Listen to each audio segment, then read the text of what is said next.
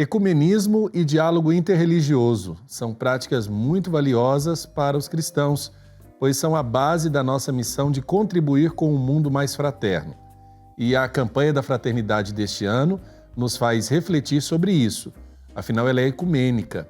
Para entender o que significam esses termos e qual a importância deles para a nossa vida, nós vamos conversar de forma remota com Dom Ricardo Hoppers, bispo da Diocese de Rio Grande, no Rio Grande do Sul. Dom Ricardo, seja bem-vindo ao nosso programa. Muito obrigado, alegria de estar aqui com vocês. É um prazer para mim e desde já meu abraço fraterno a todos. Nós acolhemos também, Dom Ricardo, a Caísa Portaluppi, que estará conosco nesse momento da entrevista. Seja bem-vindo, Dom Ricardo. Muito obrigado.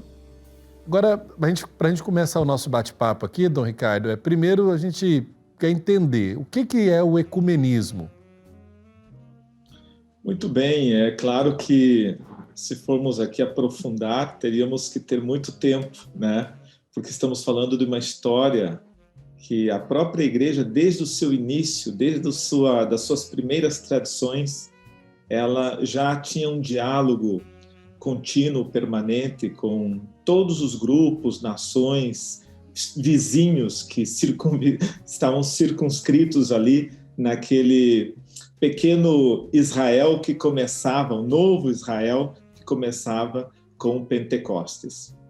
Então vejam bem, a própria ideia que nós temos na teologia, ecumenismo, que vem exatamente do grego, significa a casa, a terra habitada, né? Esta casa comum que hoje nós falamos, traduzindo nas palavras do Papa Francisco, todos somos irmãos e fraternos na casa comum, é o planeta, é o mundo que está aí e todos moramos nesta mesma casa.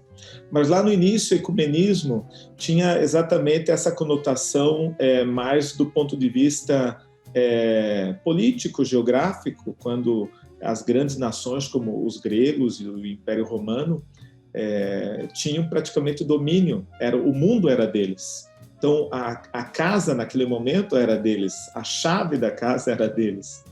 E então a partir disso o que unia todos os grupos que eram dominados era praticamente a questão jurídica, as leis de cada um desses governos que definiam, né, as suas estratégias de ação.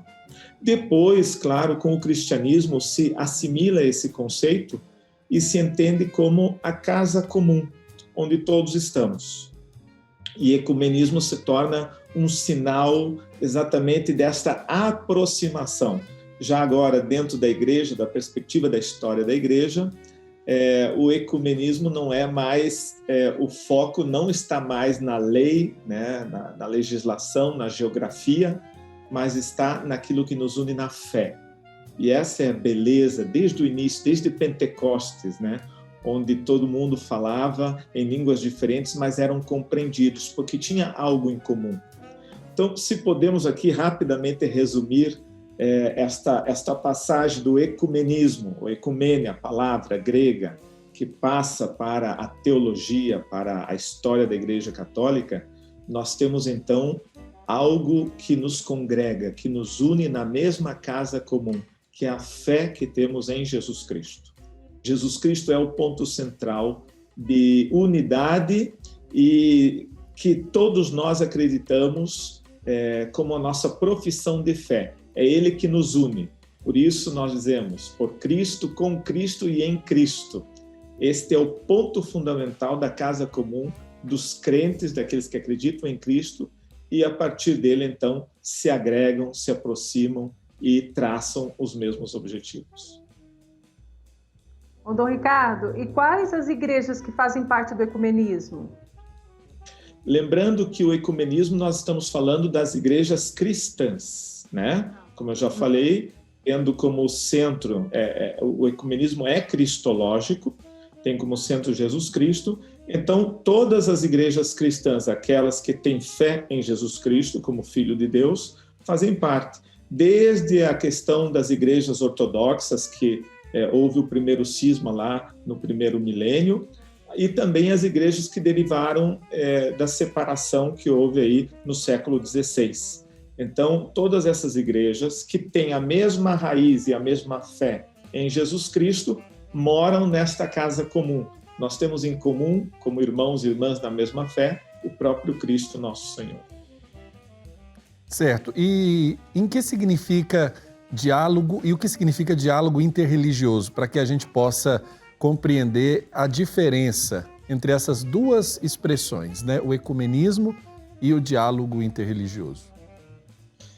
Então, se nós temos uma casa comum, essa casa nos une a partir do próprio Jesus Cristo, que é o centro da nossa fé, nós temos que lembrar também que existem outros grupos dos quais nós nos encontramos, convivemos e estamos com eles também vivendo neste mundo, que não acreditam em Jesus Cristo exatamente como Filho de Deus e não tem nele o centro da sua fé. Então, são as outras religiões que têm um teocentrismo, né? Acreditam num Deus superior, acreditam na vida transcendente, acreditam que este mundo é uma passagem, que vamos para um outro mundo. Então, existem muitas interpretações diferentes de religiões que não têm como Cristo o centro, mas tem Deus como centro. Então, também podemos dialogar com eles. Vou dar um exemplo. Os judeus, né? O judaísmo é uma religião que tem Deus como centro. Então, nós podemos conversar com eles, até porque nós temos as mesmas raízes. Mas também podemos conversar, ter esse diálogo religioso com os muçulmanos, que também têm Deus como centro. Então, também são teocêntricos. E todas essas religiões que acreditam em Deus, é possível um diálogo com eles. Mas e aquelas que não têm nem sequer uma vida, uma ideia de transcendência ou Deus como centro? Como é o diálogo com eles? É possível também. É possível quando nós encontramos nessas religiões pontos de unidade. Aí eu diria que seria mais antropocêntrica. Quando trabalhamos com direitos humanos, quando trabalhamos com a dignidade da pessoa humana, quando trabalhamos com a importância de respeitar cada um, nos encontramos também com diferentes perspectivas religiosas que, não tendo nem Cristo como centro e nem Deus como centro, tem a perspectiva positiva de amor ao próximo, de amor ao ser humano. Então aí nós também podemos dialogar, porque Deus criou, ao nosso ver, todas as pessoas e se temos o respeito pelo ser humano, temos possibilidade de diálogo. Dom Ricardo, e olhando para o mundo, né, olhando para a nossa vida, diante de tanta intolerância, seja ela religiosa, com as diferenças, é muito importante desenvolver e aí praticar esse diálogo interreligioso, não é, Dom? Olha, muito boa essa sua questão. No mundo em crise, no mundo que eu digo assim, que está desfigurando, né, a dignidade do ser humano, a unidade entre as diferentes religiões que defendem a vida, cuidam da vida, respeitam a vida, a unidade entre os que acreditam em Deus, Criador de toda a vida, e a unidade entre aqueles que, em Jesus Cristo, o Filho de Deus que se fez homem, esteve presente em nosso meio, está presente e continua a sua missão através da igreja ou das igrejas. Então, aí nós vemos a importância das religiões como processo de humanização, de resgate deste respeito humano. As religiões têm um papel fundamental no mundo hoje. Elas são chamadas a trazer novamente a dignidade das pessoas, a não permitir qualquer abuso contra este rosto que Deus criou e também a amar o próximo, como Jesus ensinou. Amar a pessoa sem pedir nada em troca. Então, são essas diferentes perspectivas que fazem das religiões uma maneira do próprio ser humano não perder a sua dignidade. O papel é fundamental hoje da unidade entre cristãos e não cristãos. Agora, Dom Ricardo, nós tivemos um exemplo muito bonito de diálogo interreligioso com a última visita do Papa Francisco ao Iraque, né? Eu queria que o senhor pudesse falar um pouco para nós, para que nós pudéssemos aprender a promover esse diálogo interreligioso na nossa vida. Olha, eu dou mais um reforço, lembrando que não é a primeira vez que o Papa nos ensina a sair do nosso comodismo, dos nossos muros, e ir ao encontro do outro.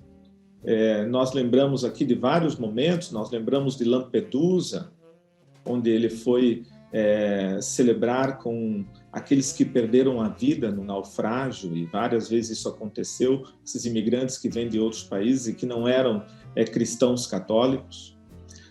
Nós lembramos de Mianmar, onde ele foi, inclusive, defender uma minoria muçulmana num país budista. É algo assim extraordinário, um momento histórico. Nós vemos ele se encontrando com os grandes patriarcas ortodoxos.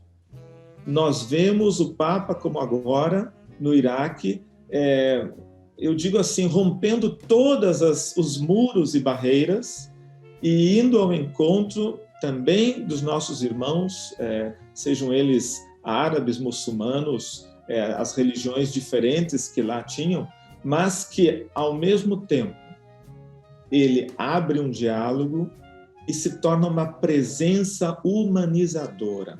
Eu acho que esse é o grande ponto. Mais do que nós ficarmos nos degladiando em doutrina, o que é certo, o que é errado, nós assumirmos este papel de presença de amor, presença de justiça, presença de respeito, uma presença que humaniza. Então, esse passo a mais que o Papa deu, como você disse, Padre Wellington, é exatamente um sinal da paternidade, da misericórdia e do amor de Deus no mundo em conflito, em tempos de crise. Ô, Dom Ricardo, ouvindo o senhor falar, eu estava aqui pensando, nós estamos sempre na luta em busca de direitos, na luta para sermos amados, para sermos aceitos. Por que será, na sua opinião, que quando nós falamos de religião e quando a gente vai se envolver com religião, nós somos tão lei, ficamos ali tanto na lei, em viver da doutrina, como o senhor já citou, buscamos tanto aquela lei assim, viver na reta doutrina, e esquecemos aí de viver o amor, a doação, a entrega. Por que será que isso acontece, Dom Ricardo? Olha, eu não vou dizer que é uma resposta simples, essa seria uma questão muito complexa, porque nós temos uma tradição a cuidar, a zelar, né? Por exemplo, nós cristãos católicos, são 2000 anos de história, de alguma maneira tudo que nós trazemos nessa história é fundamental, é importante. Nós temos a Sagrada Escritura, nós temos a tradição, nós temos o magistério, então é uma riqueza, é um tesouro espiritual que de fato é importante que tenhamos sempre em conta e devemos preservar e cuidar. Mas este patrimônio, este tesouro, não pode ser motivo de, eu diria assim, de obsessão do ponto de vista da fé. Ele tem que ser inspiração, né? E aí eu acho que está a metanoia, que São Paulo diz, a mudança de mentalidade. O tesouro que eu tenho, ele não pode ser somente defendido, ele tem que ser partilhado. E aí estaria a beleza da igreja hoje, de ter esse tesouro como fonte de espiritualidade e nós nos tornarmos pessoas mais afáveis, mais humanas, mais próximas uns dos outros a partir desse tesouro que temos. O que acontece é que muitas vezes nós pegamos esse tesouro e dizemos é nosso e ninguém pode fazer mais nada. E então você fica contemplando algo que não faz você dar o passo seguinte. É preciso cuidar do tesouro que temos, mas é preciso saber o que fazer com esse tesouro. E aí vem exatamente toda a centralidade em Jesus Cristo. Jesus Cristo diz, eu não vim abolir a lei. Eu não vim abolir. A lei continua, mas vamos ver como que ela pode ser aplicada. Vocês ficam aqui no templo, vocês ficam preocupados com as estruturas, mas e as pessoas? Então, esse Jesus que sai, que vai ao encontro do leproso, que vai ao encontro da viúva, que vai ao encontro... É um Jesus que tem no humano a expressão do divino. E aí que estaria o segredo de uma igreja, que talvez o Papa venha insistindo, uma igreja em saída.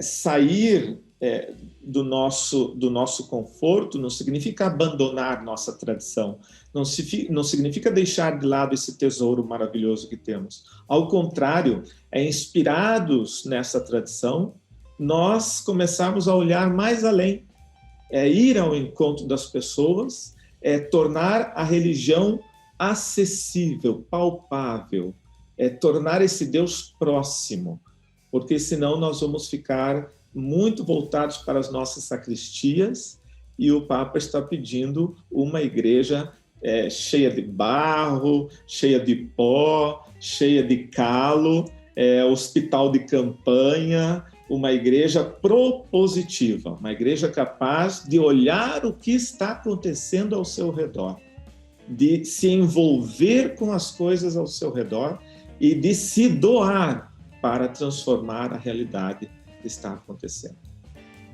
Agora, Dom Ricardo, nós estamos vivendo um momento, né, oportuno para a vida dos cristãos aqui no Brasil, que é a campanha da Fraternidade Ecumênica. Eu queria conversar com o senhor sobre o que nós podemos fazer para que, de fato, esse movimento ecumênico, essa unidade possa acontecer de modo sensível nas nossas comunidades. Porque diante do atual cenário, principalmente dentro da nossa igreja, há quase que um desfoque. As pessoas não conseguem enxergar o bom propósito, algumas pessoas não conseguem enxergar o bom propósito que a campanha vem nos trazer e quer semear para gerar frutos para nós e para as nossas comunidades.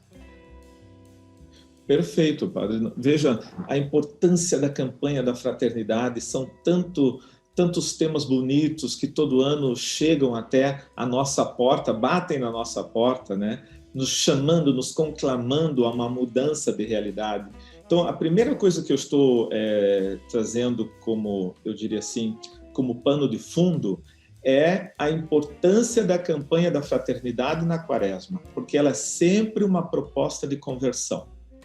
O tema voltado à sociedade, novamente eu digo, é aquele abrir as portas e a janela da igreja para dizer, opa, o que está acontecendo ao nosso redor? Esse ponto precisamos mudar, precisamos nos converter, precisamos ser melhores. E esse ano, antes de falarmos na questão ecumênica, o tema é sobre a paz. Eu perguntava aqui na minha diocese, nas missas de abertura da campanha, será se nós estamos precisando de paz dentro das nossas casas, nas nossas famílias, nas nossas cidades, no país, no mundo? Ou estamos em plena paz, gozando do tempo mais harmônico que poderíamos gozar? Claro que não.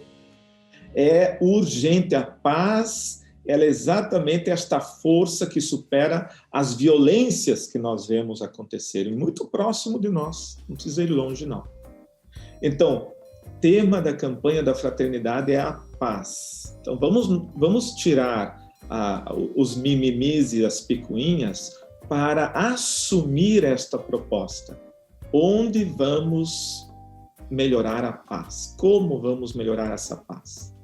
E aí, como é um tema extremamente amplo, chamar os nossos irmãos de outras religiões, chamar também de maneira especial os nossos irmãos cristãos para esta proposta é fortalecer um mundo melhor. Então, eu tenho, como Igreja Católica, exatamente esta motivação do próprio Cristo. Eu vos dou a paz, eu vos deixo a minha paz, né? E ao mesmo tempo levarmos isso ampliarmos isso para os nossos irmãos cristãos, é exatamente um ponto concreto de conversão dentro da Quaresma. Então, ao meu ver, campanha da fraternidade dentro da Quaresma é uma bênção. porque é uma proposta de conversão. Então, a primeira coisa que eu vou olhar, a paz dentro de mim. É uma conversão pessoal, depois a conversão comunitária e a conversão, inclusive, com os nossos irmãos cristãos na mesma perspectiva, porque Cristo é a paz. É Ele que faz a unidade, é Ele que traz essa harmonia novamente, é Ele que supera a violência. O Cristo pregado na cruz pode ter mais violência do que isso, mas Ele ali foi capaz de perdoar até os seus agressores. Então, meus caros, essa proposta teológica da paz é belíssima. E aí vem a oportunidade, nesse tempo de Quaresma, de viver ecumenicamente essa proposta. Caísa, eu quero aproveitar Dom Ricardo, porque ele é bispo numa diocese que faz, praticamente assim, poderíamos dizer, depende do ponto de vista, né, Dom Ricardo? Talvez seja a última para quem está lá no Nordeste, né, do nosso país, mas é a primeira para quem vem do Sul para cima do nosso país, dos demais estados, né? A Diocese de Rio Grande. Eu queria perguntar para o senhor como é que tem sido as experiências com a campanha da fraternidade aí na sua diocese. Uma partilha mesmo como bispo, como pastor que tem acompanhado o andamento do rebanho nesse momento de exceção que a gente está vivendo. Claro que a diocese mais meridional do Brasil, viu? Então, isso aí, ó. Eu tenho orgulho de dizer que nós somos a diocese mais meridional do Brasil. Então, nós temos os últimos 500 quilômetros litorâneos. Aliás, na minha diocese está a maior praia do mundo, não é a maior praia do Brasil, a maior praia do mundo está aqui. Aqui eu tenho a maior lagoa, Lagoa dos Passos, depois tem Lagoa Mirim. Eu estou entre as águas doces e salgadas. Eu tenho a fronteira com o Uruguai.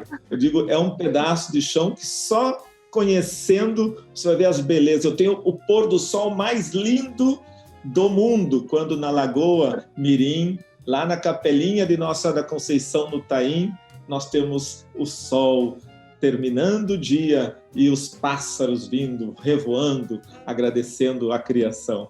Então, só para dizer para vocês que eu tenho um privilégio muito grande aqui. Mas, do ponto de vista ecumênico, nós temos caminhado muito bem. Aqui nós temos a igreja anglicana, temos a igreja luterana, né? O pastor Ramacés, o nosso querido pastor também da igreja luterana, que está sempre trabalhando aqui conosco e chegou agora, está recuperando todo o processo belo e bonito aqui da igreja luterana do Rio Grande.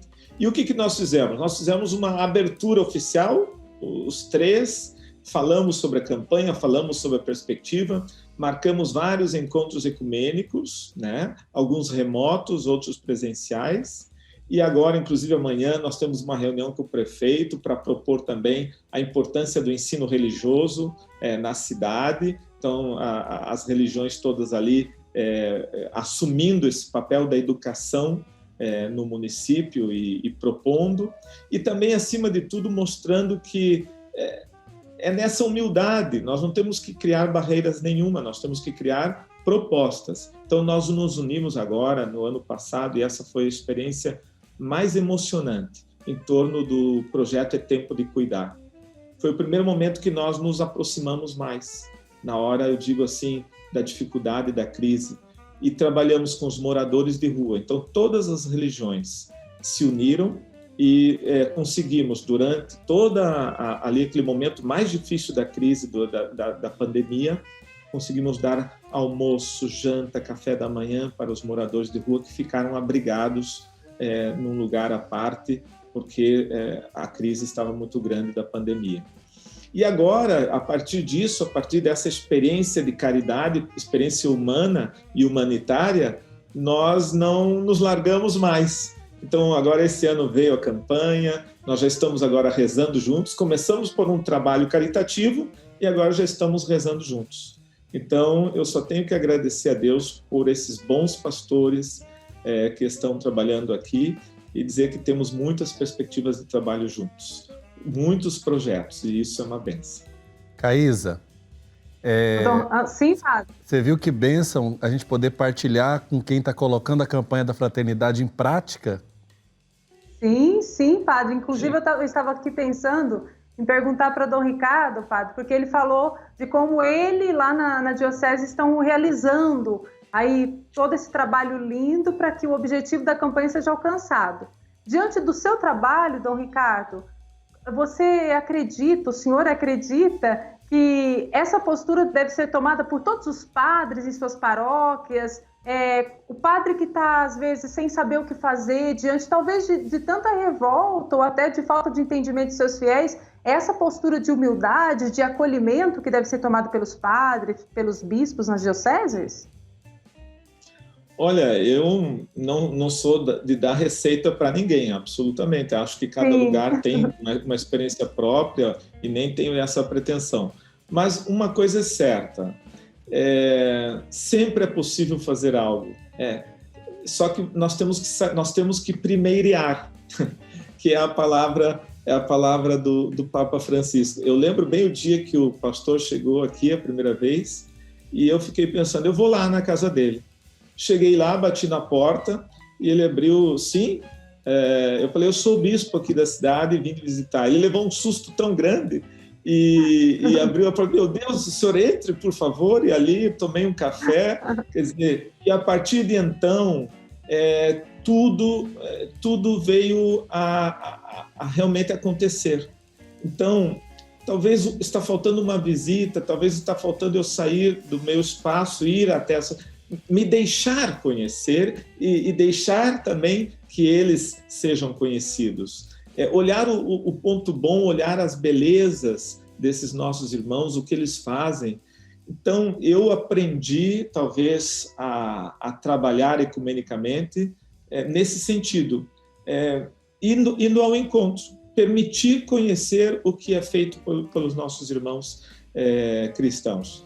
E sinto que talvez esse é o caminho. Se você lá na sua paróquia não sabe o que fazer na campanha da fraternidade, faça uma visita para o pastor, faça uma visita para algum grupo cristão que você ainda não conhece, vai conhecê-los.